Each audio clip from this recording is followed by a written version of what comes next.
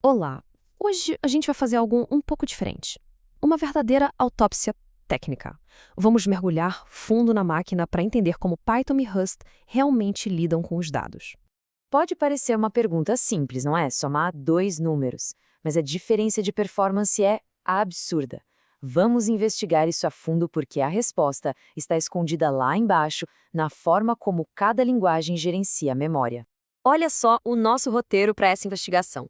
A gente vai começar lá em cima numa linha de código e descer camada por camada, até chegar no coração do hardware, nas linhas de cache da CPU. Então, vamos lá. Nosso primeiro paciente já está na mesa. Um simples e aparentemente inofensivo número inteiro em Python. E a primeira coisa que a gente descobre, e isso é fundamental, é que em Python um número nunca é só um número. Ele vem encaixotado, ou seja, embrulhado, dentro de uma estrutura bem mais complexa e genérica chamada PyObject. Ok, agora que a gente já sabe que ele está encaixotado, vamos fazer a primeira incisão. O que tem dentro desse PyObject, afinal? E o que a gente encontra aqui dentro não é só um número, é uma parafernália. Antes de chegar no valor em si, tem todo um cabeçalho de metadados. Primeiro, um contador de referências, que serve para o garbage collector saber quando pode liberar a memória. Depois, um ponteiro que basicamente gruta: "Ei, eu sou um inteiro." E ainda, uma informação de tamanho. Só depois de tudo isso é que a gente finalmente encontra o valor numérico que queria desde o início. E é aqui que o abismo começa a se abrir. Um inteiro em Python, por causa de toda essa estrutura, acaba ocupando uns 28, às vezes 32 bytes na memória. Já em Rust, um inteiro é exatamente o que diz ser, os 4 ou 8 bytes brutos do dado, ponto, sem nenhuma bagagem extra. Tá, mas e daí? Qual é o custo real dessa abstração toda? Vamos seguir o rastro que essa decisão de design deixa diretamente no hardware. Pensa numa lista em Python. A gente imagina um monte de números enfileirados, certo? Errado. O que a gente tem, na verdade, é uma lista de endereços.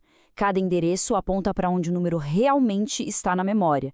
Isso força a CPU a fazer uma espécie de caça ao tesouro, pulando de um lugar para o outro na RAM só para juntar os dados. Esse processo lento tem nome: pointer chasing. A diferença na prática é brutal.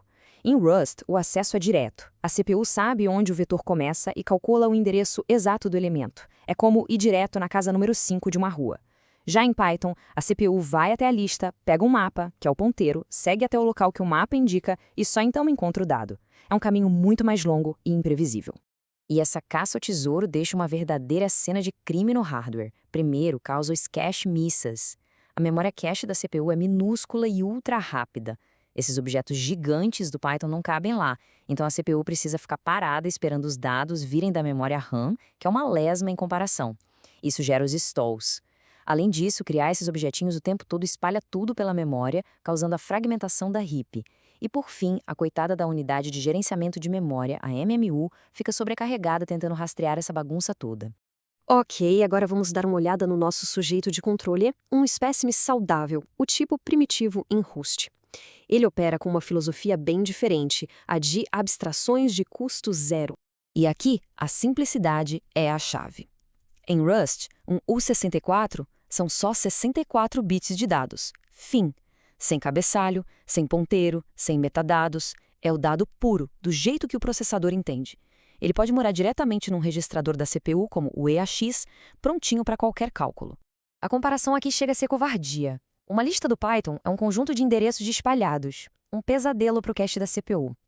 Já um vetor em Rust é um bloco único, contíguo e previsível.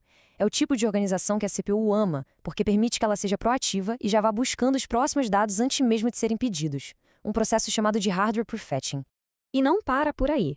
Rust vai além e dá poder ao compilador para ser um verdadeiro arquiteto da memória, organizando tudo para extrair a performance máxima do metal.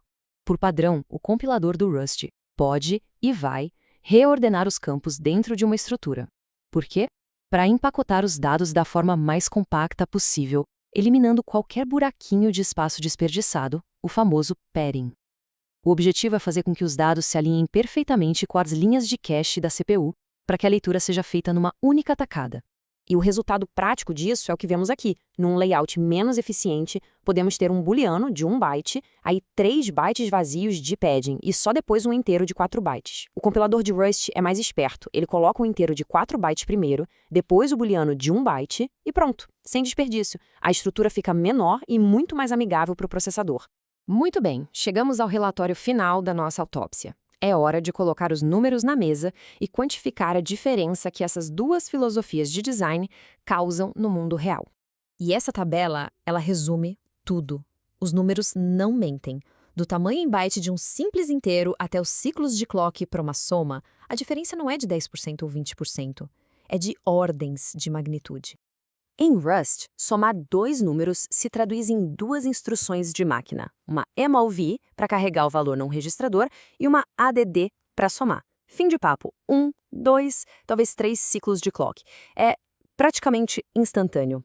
Agora, em Python, a mesma soma é uma novela. A gente tem que seguir um ponteiro, checar o tipo do objeto, seguir outro ponteiro, checar o tipo do outro objeto, chamar a função de soma correta, criar um novo objeto para guardar o resultado, alocar a memória para ele e ainda atualizar contadores de referência.